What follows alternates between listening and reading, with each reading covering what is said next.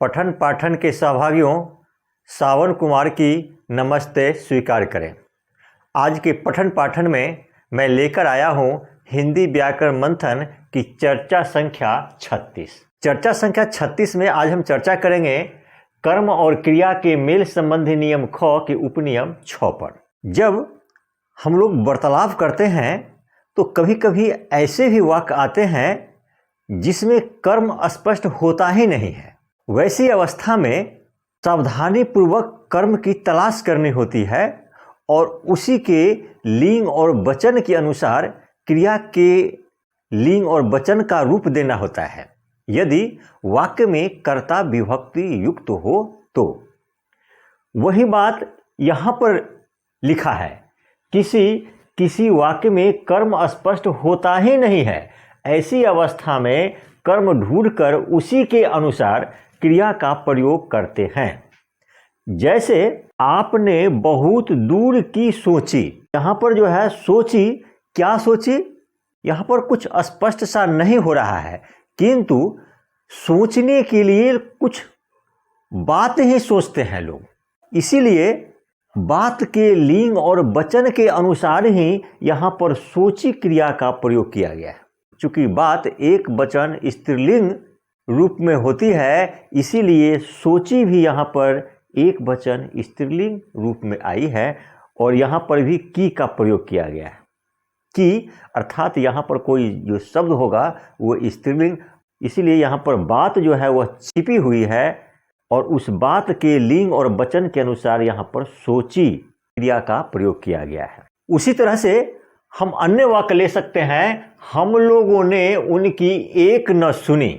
यहाँ उनकी का मतलब है कोई स्त्रीलिंग शब्द ही होगा और वह सुनने की बात है, वह बात हो सकती है, किसी की कोई बात नहीं सुनता है। इसीलिए यहाँ पर ये मान के चलते हैं कि छिपा हुआ कर्म जो है वह बात है और उस बात के लिंग और वचन के अनुसार ही क्रिया का प्रयोग किए हैं। यहाँ पर उनकी, उन लोगों ने उनकी एक न बात सुनी, अर्थात बात मान करके उस बात के अनुसार क्रिया के लिंग और वचन की रूप दे सकते हैं। यहाँ पर तो देख लिए कि वाक्य में जब कर्म स्पष्ट नहीं होता है तो कोई कर्म ढूंढ करके उसी के लिंग और वचन के अनुसार क्रिया का प्रयोग कर देते हैं।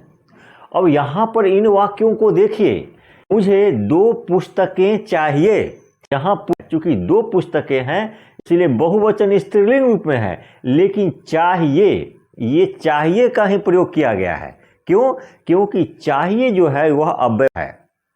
अव्यय वे शब्द होते हैं जिस पर लिंग, वचन और पुरुष का कोई प्रभाव नहीं पड़ता है। बहुवचन हो तब भी, स्त्रीलिंग हो तब भी, पुल्लिंग हो तब भी, एक वचन हो तब भी उसका रूप ज्यों का त्यों रहता है। जैसे और वाक्य ले लें, हमें देश की सेवा करनी चाहिए। यहाँ पर देखिए सेवा एक वचन स्त्रीलिंग में है तब भी यहाँ पर चाहिए का ही प्रयोग किए हैं। यहाँ पर पुस्तकें बहुवचन स्त्रीलिंग में है तब भी चाहिए का ही प्रयोग किए हैं।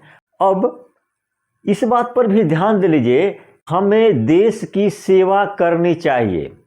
करनी चाहिए, क्या करनी चाहिए? तो सेवा, अर्थात सेवा जो है सो यहाँ पर कर्म है और हमें का मतलब है हमको, अर्थात इस हम में विभक्ति लगी हुई है, इसीलिए इस हम के लिंग और वचन के अनुसार क्रिया नहीं रहेगी, वह कर्म के लिंग और वचन के अनुसार रहेगी। और कर्म यहाँ पर एक वचन स्त्रीलिंग है, इसीलिए यहाँ पर करनी एक वचन स्त्रीलिंग क्रिया का प्रयोग किया गया है और ये चाहिए जो है ज्यों का त्यों है। हमारे YouTube चैनल पठन पाठन हिंदी व्याकरण मंथन को लाइक करें, सब्सक्राइब करें एवं शेयर करें तथा नए वीडियोज के लिए बेल आइकन स्पर्श करें। उसी तरह से अन्य वाक्य देखिए, तुम्हें बड़ों का आदर करना चाहिए। क्या करना चाहिए? तो आदर। आदर यहाँ पर एक वचन पुल्लिंग रूप में है तब भी यहाँ पर चाहिए का ही प्रयोग किया गया है। बहुवचन स्त्रीलिंग तब भी चाहिए, एक वचन स्त्रीलिंग तब भी चाहिए, एक वचन पुल्लिंग तब भी चाहिए, अर्थात चाहिए पर लिंग और वचन का कोई प्रभाव नहीं पड़ता है। वही बात धातव्य में दिया है मैंने। तात्पर्य यह है कि चाहिए का प्रयोग अव्यय के रूप में होता है, इसे चाहिए बनाने की भूल नहीं करनी चाहिए।